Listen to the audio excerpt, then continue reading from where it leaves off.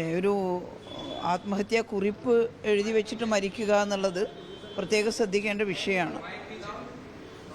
കോൺഗ്രസിനെതിരെ വിമർശനവുമായിട്ടാണ് ആത്മഹത്യാ കുറിപ്പ് കാണുന്നത്.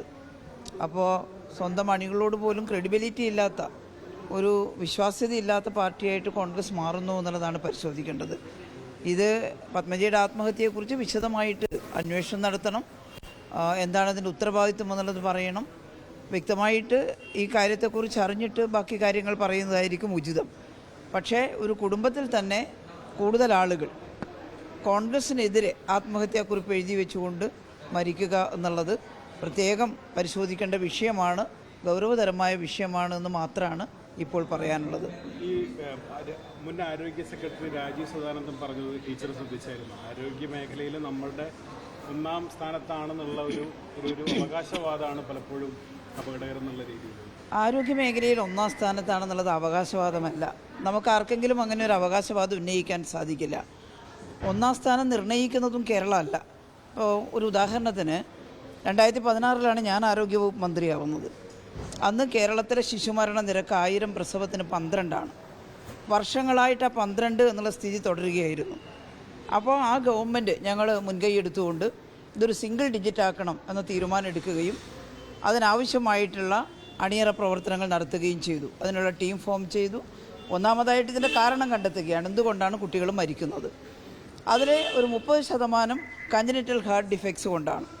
അത് പരിഹരിക്കാൻ ഒരു പ്രത്യേക പദ്ധതി ആവിഷ്കരിച്ചു. അതിൻ്റെ പേരാണ് ഹൃദ്യം.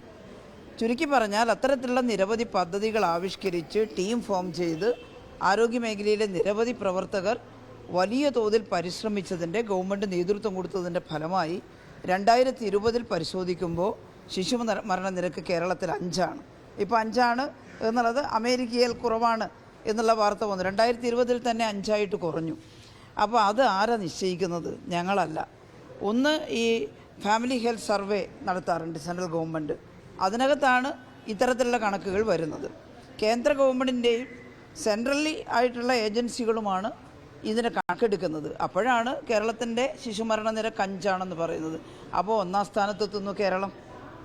മാതൃമരണ നിരക്ക് 67. ഞാൻ മന്ത്രിയായിരുന്നപ്പോൾ എനിക്ക് കേന്ദ്ര ഗവൺമെൻറ്റിൽ നിന്ന് സംസ്ഥാനത്തിന് വേണ്ടി 2 അവാർഡുകൾ ഏറ്റുവാങ്ങാൻ കഴിഞ്ഞു.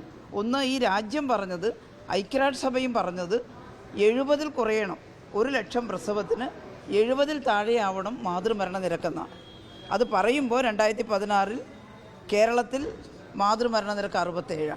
അപ്പോൾ അതിൽ കുറക്കേണ്ട കാര്യം നമുക്കില്ല. പക്ഷേ നമ്മളതൊരു ചലഞ്ചായിട്ട് ഏറ്റെടുത്തിട്ട് അതിന് പ്രത്യേക ടീമുണ്ടാക്കി, പ്രത്യേക ലീഡർഷിപ്പ് ഉണ്ടാക്കി, നല്ല വിദഗ്ധരായ ഡോക്ടറുടെ ടീം ഉണ്ടാക്കി. മാത്രമല്ല, എല്ലാ ഡെലിവറി പോയിൻറ്റുകളും സ്ട്രെങ്തൻ ചെയ്യാൻ തീരുമാനിച്ചു. ഹോസ്പിറ്റൽ ഇൻഫെക്ഷൻ കൺട്രോൾ നടത്താൻ തീരുമാനിച്ചു.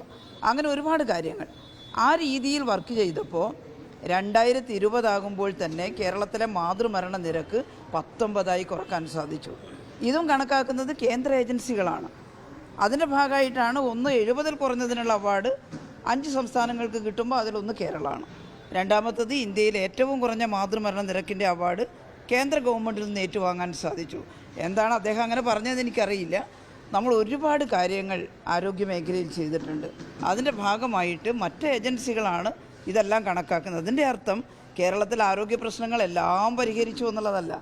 ഇനിയും ധാരാളം പ്രശ്നങ്ങൾ നമുക്ക് ബാക്കിയുണ്ട് പരിഹരിക്കാൻ. പക്ഷേ കോവിഡ് കാലത്ത് നമ്മൾ കണ്ടതാണ് നമ്മുടെ പബ്ലിക് ഹെൽത്ത് സിസ്റ്റത്തിൻ്റെ ശക്തി.